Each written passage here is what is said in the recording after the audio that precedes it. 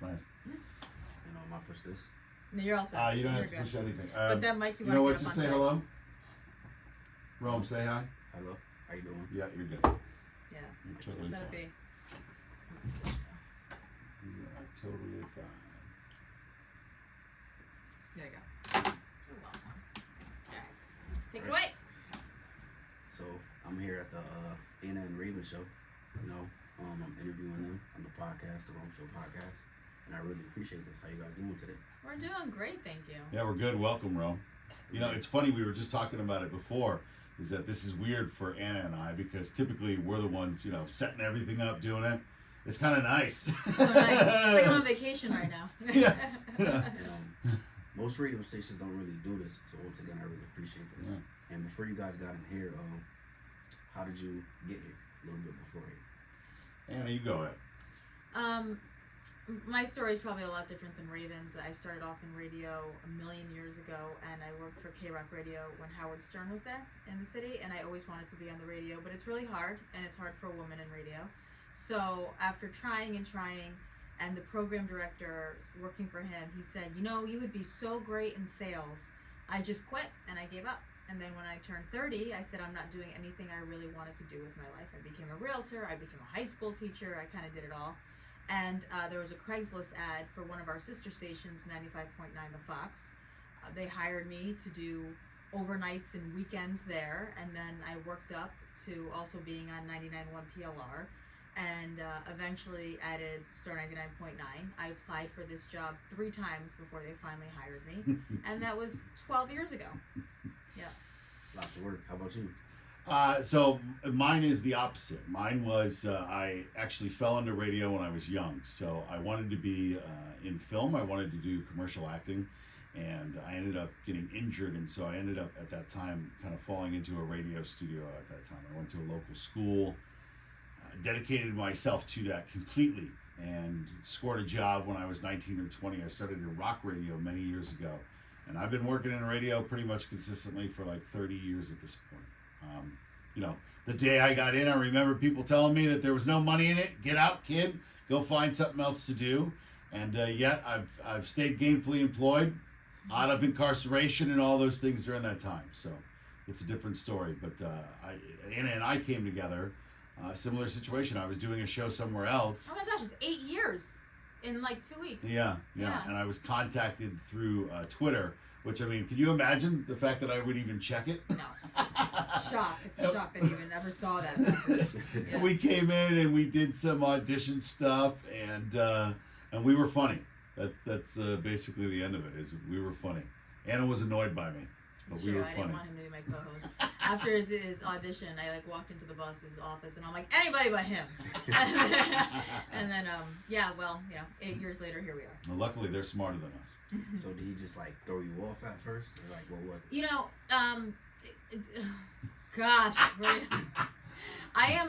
we are as opposite can be. I am very anal. I am very much, I cross my T's, I dot my I's. You tell me to do something, I'm going to do it. I follow through, I respond, I do all those things.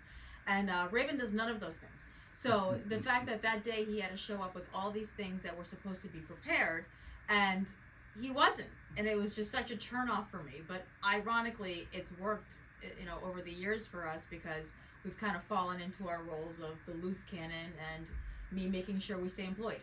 Yeah. Rome, when you walk into somebody else's situation, it's like when we sit down with you to do the podcast, right? We all have a way of doing things. We didn't know each other. So when you first come into a room and you don't know how the other one, does what it is that they do, even if you can sense that there's some chemistry or some magic at the end of that stuff, it takes time to get there and to get there in a way that's clean. Certainly took us time to get there, to figure that out. But, at the same time, chemistry is not something that everybody has, right? So when you stumble across that, you got to try and figure out how to make those things work. Yeah. Right. Good story. Is that statement true? There's not money in radio? I don't believe it. I mean, we're doing fine, I mean, listen, that's kind of a trick question. Listen, you're always ready for more. I don't know anybody who couldn't use more. I would say that there's a lot of value in what it is that we do, but, we're secure enough. You know, it's an interesting thing because people ask me that a lot of times. A lot of women ask me that because it's hard, you know. And the truth of the matter is you have to be ready, willing, and able to work harder than everybody else, Right. stand out from everybody else, and do all the stuff that other people don't want to do. And if you're willing to do all those things, it doesn't matter if you're in radio or anything you choose, you're going to succeed and you're going to be in that top percent. And I like to think that if you're really committed to something, then you'll succeed. But don't get me wrong, nobody's handing you a silver platter on day one. Right. Yeah. I think people would be amazed at how much work goes into a show like this every day. You know, it's something that, you know, you have to dedicate yourself to it every day.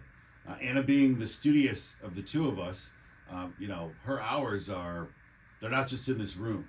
Same here, but most of my stuff takes place in front of these very machines that you're seeing. You know, whereas, you know, the brainstorming, the journaling, the constant action. I mean, even more now to this degree, the social media and so forth. You know, that it takes all day. It takes all day. Non-stop. It's Yeah. nonstop. You're never off. Right. Yeah. Yeah. How is it, you know, because like when you don't have like a producer, you got to do everything by yourself. How do you guys feel that you have that? So we've been on both ends of that. We have two producers. I mean, just met Sean, and we have another producer named John, and Sean handles everything in house. John is our producer, so we're nationally syndicated. We're on 45 stations, so he handles everything with all our affiliates. So we've had it where we didn't have producers when we started. Sure. You know, when we started together, I didn't have producers for years. I begged and begged and begged. So you have to be a jack of all trades, and what I think it did do was make me a lot stronger and knowledgeable because I know every aspect of every job that goes along with this. So at the end of the day, do I need them and rely on them? Of course I do, but I can also do everything too. So, and that's always been important, is just kind of knowing how to do everything. It makes you stronger. If you want people to follow you when you're leading, it's best to know a bit about what you're talking about, right? So you've got to have that exposure to those jobs. There's a reason that, you know, people rise up. Listen, our producers are great. We could use 5 more. Yeah. I mean, I think it's just like anything else that you're doing, right? Is you bring something on board and you get up to speed, and then you build something larger, right? If your show is one that has drive or ambition, and I think it's not even in performance. It's just there's certain people that are like that. No matter what they do, they're going to always be striving to be better at what they do, right? If they want to be the best at something, and if you want to be the best at something, it takes help, right? So when you get help and you build something larger, what's the first thing that you think when you're looking around and you're like, hey, we're doing pretty good with this? Then you're like, okay, well, what can we do now? What can we do next, right? And so, again, we'll take 10 guys if we can. We'll take 10, people that if we could. Right. What's a few things that you guys haven't done yet with the show that you want to do? Such a good question. I mean, I want to do everything. I got big dreams, and it's funny because first we wanted to be syndicated in New York, and then we got syndicated in New York, and then I wanted to be syndicated nationally, and then we got syndicated nationally, and then I wanted to be on 20 stations, and then we were on 20, and now I want to be on 50 and we're on 45. And then the next goal in my head is like, well, I want to be on 75 stations, but I want 10 of them to be in top 20 markets. So it seems like you're always thinking, once you reach it, the next one just gets a little bit bigger. I also want to grow our social media is a big deal. I think we've worked so hard about what we put on the air every day, and we've really done a great job. And obviously that is the basis of our success, is that we know how to make people laugh every day, and that's important.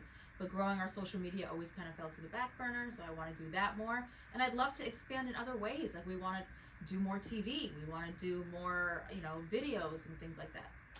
The line always moves, right? Again, when it comes to ambition and drive and so forth, it's not even so much about that anymore. Because I think that, when you get into something, you want to try and be great at it, right? And then, of course, how do you measure yourself? You often measure yourself against others or things that have come before it.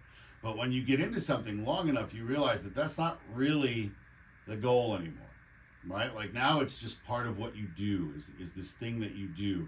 And I think that Anna really hits it when she said, like, we put a lot into the show that we do every single day. And it's a good show.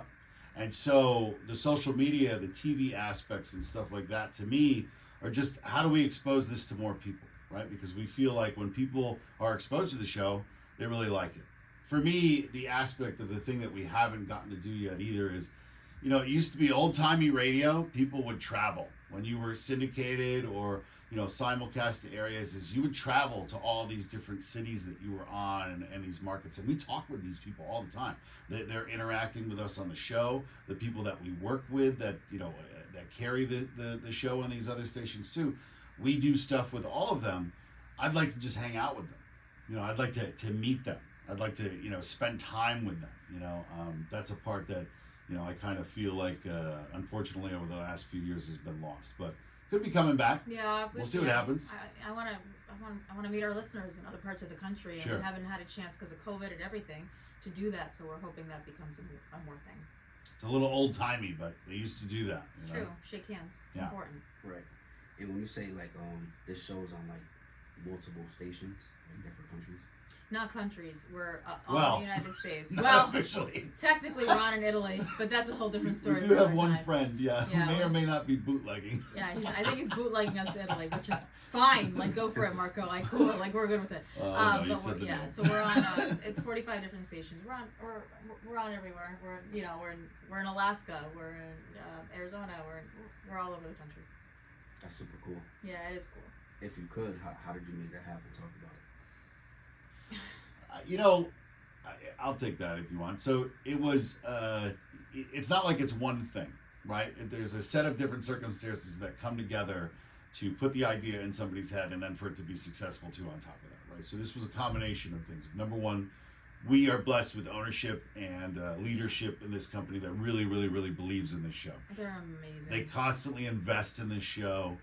We've worked with consultants and so forth, and so they've always, you know, encouraged us to be better every single day. I mean, they demand it. Make no mistake, we work for them. This is a product, but at the same time, you know, they're there to support us. So I think that they always, as the show grew, they wanted the show to be exposed to more people. Like us, they're proud of what we do. So they want to expose it to more people. Beyond that, our ownership also owns multiple radio stations, not a ton, you know, as compared to others in the world. But, you know, when you're looking at that and you're saying, well, we're having success here, maybe we're having a different level of success here, or maybe somebody leaves a job or loses a job or whatever it may be, you know, could this be somewhere where, you know, we know what we have, a known commodity, could we put that on there, could that work? And then, you know, beyond that, media itself is a business that goes up and down. So, I mean, you know, you've seen this, Rome, with the emergence of podcasts being such a big deal and content creation and so forth. Like, media is something that continues to grow and shrink and grow and shrink. It changes. And so there are market reasons and so forth that, you know, economic reasons that, you know, certain stations lose people, or they have to do more with less, or companies look to, you know, change things or whatever. And if you combine that with the pandemic and so forth and things like that, there was an opportunity there for this show to expand at the same time while other people were simply having a hard time putting a show on the air. You know, so, you know, when you offer them, like, listen, here is a show that is good, it fits your listeners. We're very agreeable and available to work with our affiliates too, which a lot of them really appreciate, because we can talk directly to their audience about things that they're doing and so forth. It just became an attractive option for everybody. And you know, that has somewhat to do with its growth. But again, you know, exposure, we feel like if we get in front of people, people like the show, good things tend to happen. And if they need something for us, we're happy to provide it. A lot of these big companies, you never know who your CEO is. You never meet them face Right. to face. We are so blessed that we don't have that. I texted my CEO this morning, and he believes in me, and he's available anytime I need him, and like that. Like, those are the things that are super important. Like, it's the people that backed us. And they're excitable.